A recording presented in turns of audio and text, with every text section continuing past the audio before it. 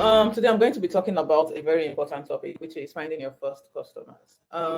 Usually when we have founders that are very into the product building and trying to find the solution to a problem, they are so focused on building a product that they kind of leave the finding the customers bit to the last leg and forget about it. But then there's no such thing as a product that sells itself.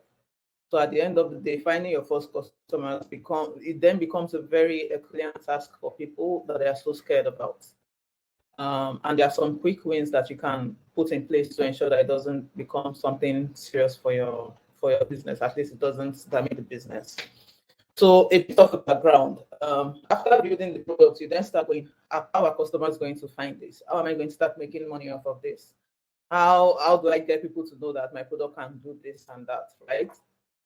So it's something that can weigh heavy on a founder's mind. And it's important that you start thinking about it even while you're building the product. So the customers won't magically find you. They won't just go to Play Store and say, oh, I'm looking for, what example can I use?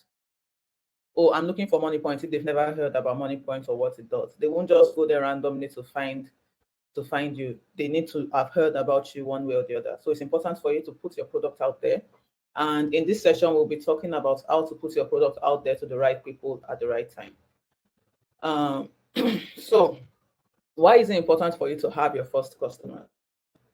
So after you've built an amazing product, sometimes in our minds, the products are like mind-blowing, out of this world. Nothing can compare to it. But at the end of the day, by the time you put it in the hands of the end user, the person has absolutely no idea what to do with it. The person is lost, and then it becomes futile what you're trying to do. Because you didn't build the product for yourself, you built the product for people to come use it, right? So it's super important to get people to come use your product. And it's also going to be that what you're doing is right. Because if you don't have people using the product, then that means the product might not be the right thing you're pushing, or you're not getting across the right set of people. And any business that you run, if you don't have customers, like the business is going to shut down at one point in time or the other. Without customers, you might not be able to get funding, you won't be able to pay your staff, you won't even be able to pay yourself, and at some point you go and look for a job somewhere else, and then the product is packed on the side, which is not what anyone of us wants. So the important question now is, how do I then find my first customers? So I've broken this down into 3 strategies that we need to think about.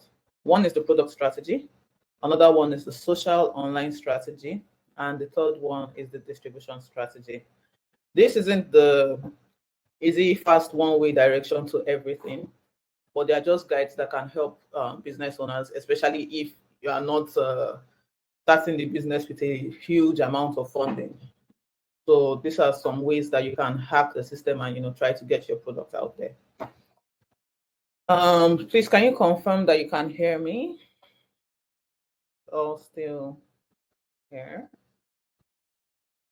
Yes, I can, Tommy. Yes, I can. I can hear you, sir. We're still here. Good. So now to talk about the product strategy. The first part in the product strategy actually comes way before most founders start thinking about finding their first customers.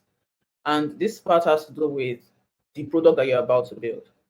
You have to build a product that is actually solving a problem, because if it's just a fancy product just to, what can I even use? Just to be there, maybe a feel good product just for yourself, that might not be a feel good product for majority of people around you, then it will be a bit difficult for you to find your first customer, because then you've built a product that is so niche that to find one customer in that niche, it becomes very expensive and super hard to do. So from the beginning, you need to find a product that is actually a solution to people around you, to problems that you've seen. And you also need to accept the fact that the first iteration of the product is not going to be perfect. That's why you need your first customers to help you test the product, to help you spot the issues that you think that would need to be fixed for the product to get to perfection. Then another thing that you have to do in the product strategy is if you're already solving a problem around you, you should already know people who need this solution, right? And then you should be able to go to them when you have your products ready and convince them to test it out. And it won't be difficult for them to test it out if it is a pressing problem for them. So the people are usually open to trying new things if it's going to solve a problem that has been, on their case, they've been on it for a long time, tested different solutions, and it hasn't worked. They'll be open to trying new things when you come from that direction. Then, as I said before, there's no such thing as a product that sells itself. But then there are products that can be easy to sell. So when you build the product, you should also think of how to explain it to others. Clarity is key here. And you should be able to explain your product in a way that even a 10-year-old can understand what the product does at the end of the day. You need to be able to break it down to simple steps. So as Toby was saying earlier, when people were talking about scaling in low-end areas and things like that, you need to break down the language to be as easy as possible that even a 10-year-old would understand it. Then an example I can use here for product strategy is Stripe. So Stripe is one of the biggest online payments platforms in the world right now. And when they were coming up, what they did was they just told people that were around them that they are providing a payment solution for businesses, right?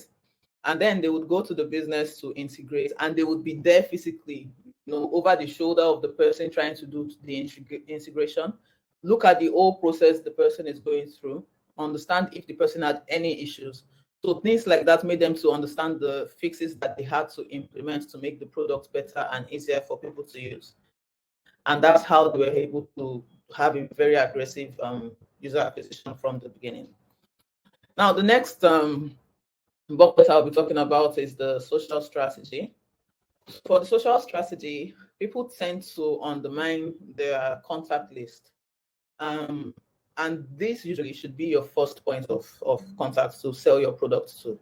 If they are able to understand the product, they can then tell other people who need the product about it and get you your first set of customers. Another thing you want to do is to use your own social media platforms. So most times when people open new products or new businesses, they tend to try to separate themselves from the product. But that is not usually helpful, especially if you don't have a lot of funding to start with. You can use your own social media platforms to promote the new one that you're about to open, because you have to, in one way or the other, start building your audience there. So it's best to use your own platforms. And if I should use an example like WhatsApp, imagine a case where you create a phone number, a WhatsApp number for your business. And you're posting on the status that, oh, my business does this amazing thing, it does that amazing thing. But nobody knows that phone number. So the status you're posting is just for yourself. But if you were to post it on your own personal WhatsApp status, you've already built this huge collection of contacts that would see your own status update. So you can just put it there that, oh, I just started this. This is our official number. Please add it to your contact list. Or this is our Instagram channel, follow us and get people to follow us as well. Those are the little ways that you start building up an audience for your product as well. Then another thing is to build an online presence for the product. It should have its own channel, yes. If you are able to do a website for it, that's amazing. But if you're not able to, you need to take advantage of platforms that already exist. You need to go to places where these people that are likely going to be your customers are already hang out online. An example here is Nairaland.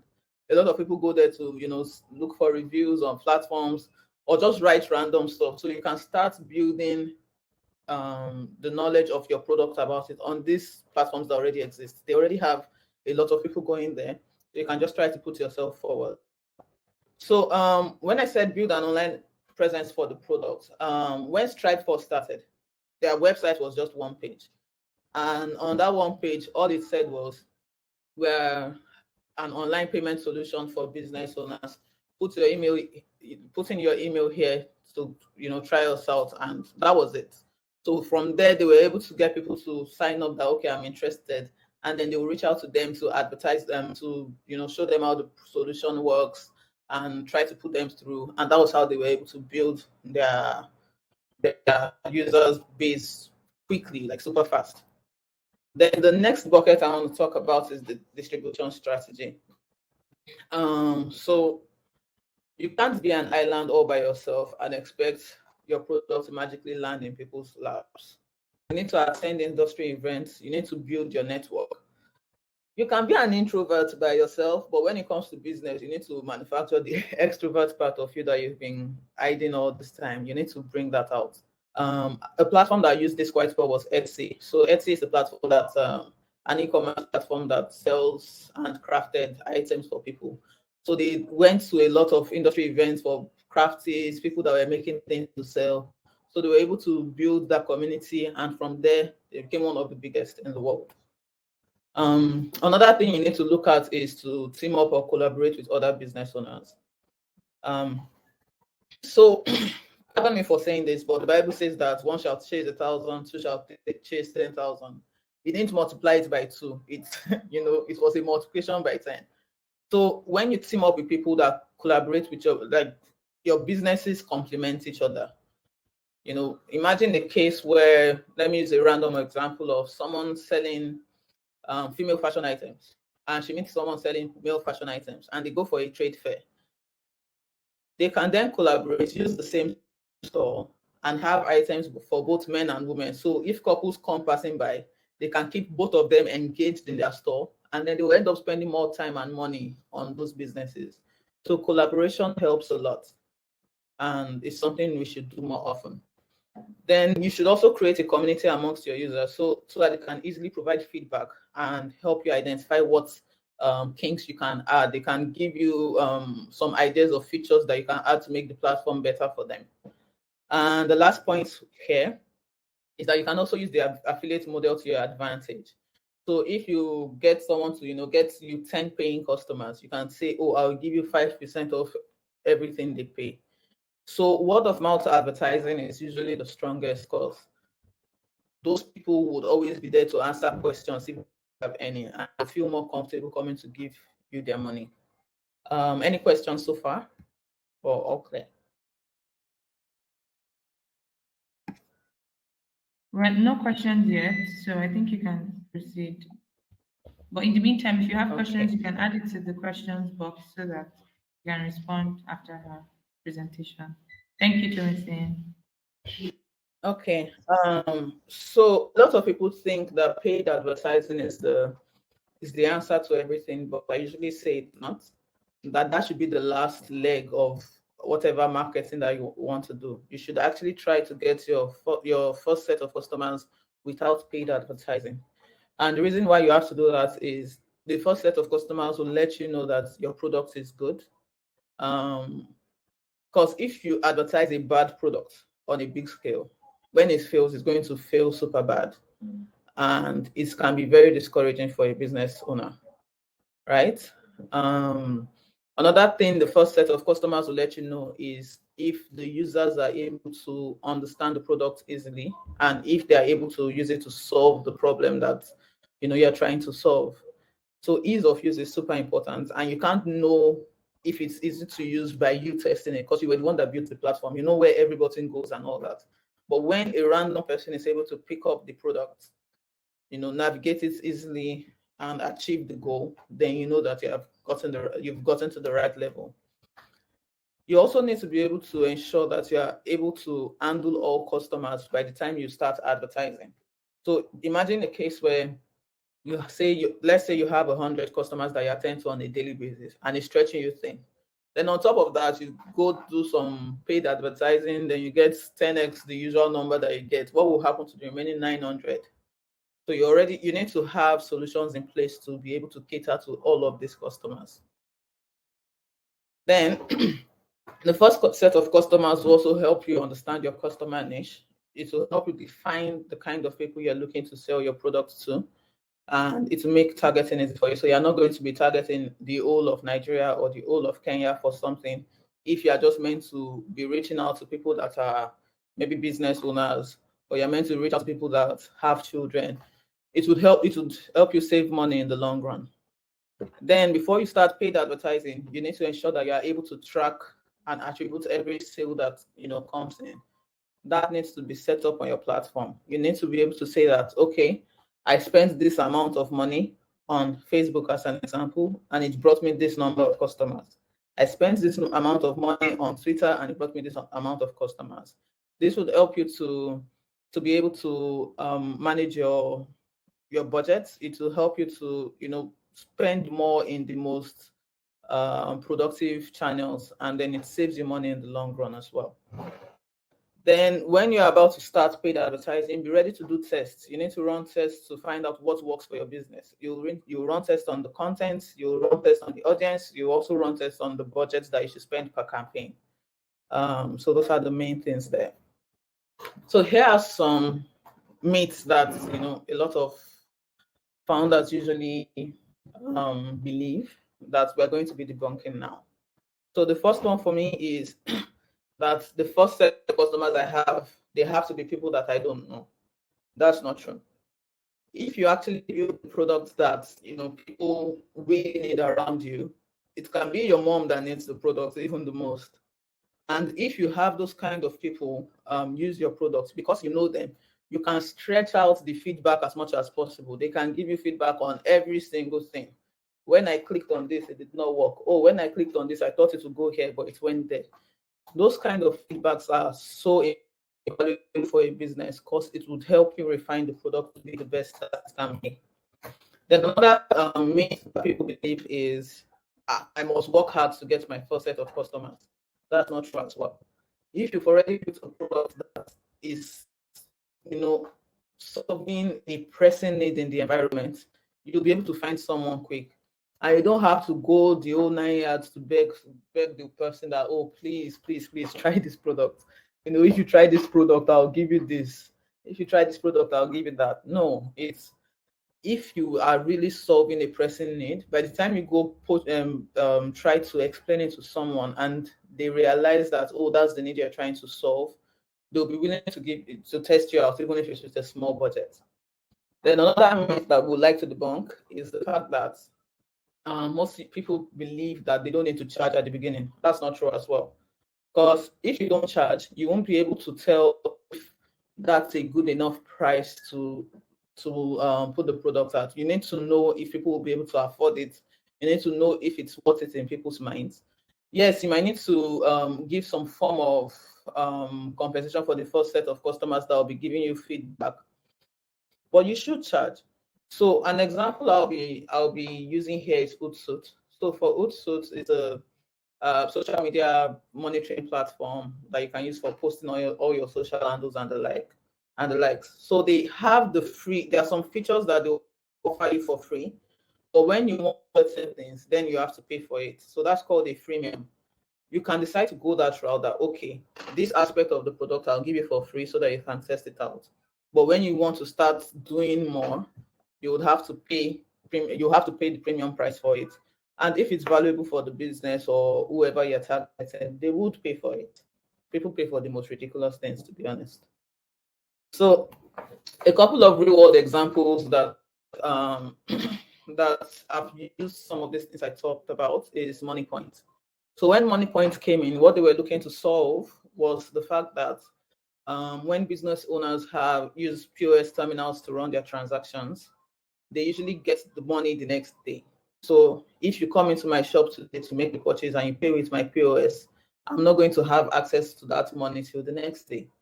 So by the time they were able to solve that problem, it became an easy to sell product for them. So a lot of people were open to jumping on it. And even without any form of digital marketing, no, paid advertising where you see on YouTube, they were able to take more than 50% of that market without advertising. So the product was easy to sell. It didn't sell itself, but it was easy to sell because some people still had to do the legwork of selling that product. Another example I can use is Jumia. So Jumia came into the market to solve the problem of, ease of shopping, right? Back then, if you wanted to buy a fridge, you would go to a distributor store, You would not be able to tell if the person sells quality products because you can't see reviews. If you have reviews from maybe friends and family, it's just one or two people when the person must have sold thousands of products. So you can't say to the quality, you can't say if it's original. You're just hoping and believing that everything would work out, right? So when Jumia came, that was what they were looking to solve. And initially, they started with warehousing the product. So they would buy the products from the brands, put it in their warehouse, and then sell to people. And then they started growing from there. They were focused on electronics at the initial stage. They were selling phones, selling fridges, selling microwaves. That was their key selling point. But after some time, they saw that, okay, we've grown this business to this point.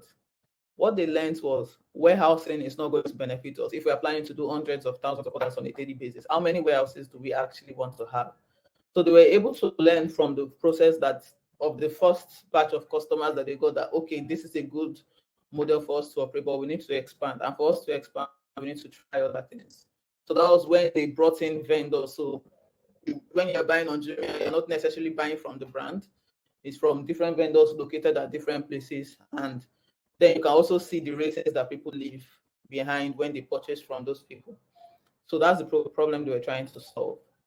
Another example is Jeans Warehouse. So Jeans Warehouse was initially, she has another business that was selling fashion items for ladies, tops, dresses, skirts, and likes. But then every time our customers bought stuff, most of them would, when they're about to leave, ask the question that, oh, do you have jeans as well? I'm having issues finding jeans. So at some point, when the questions became, a lot, she decided to, venture into it. And there were mistakes that were made, to be honest. It was then she learned that black jeans expire. It was then she learned that the measurement for jeans is absolutely different. The way jeans fit is totally different. So she had to go through a learning curve. But when she went through all of that and focused on the business, Jeans Warehouse became stronger than the initial business that she was running. So it's very important so she was there to solve a problem that our customers were already having. So she already had a first set of customers to even test with, and they were willing to give her feedback. So some of my own personal experiences, I think I've already mentioned some of them, was Moniepoint. The product is easy to sell because it was solving problems that people were really having. Then for me personally, when I see a brand, I like to check on social media if they exist and what people are saying on social media about them. So that's what I usually do to see what's selling there and what people are saying. What people are saying matters. So if you happen to open a social media channel, you need to be active on it and you need to be able to respond to people's queries or people's questions. You need to be, on top of that. It's super important. Another thing is, as I said earlier, I've seen cases where business owners collaborate to boost their sales. It's also very important to do that. And then also attending industry events. It's not just to attend and be quiet that, oh, I'm listening. Yes, you learn a lot from listening, but there are some invaluable connections you can make at events. So I'd encourage everyone to say hi, understand what other people are doing. You never know when you would need someone in that space. And I think that is the end of my presentation. So let me know if you have any questions.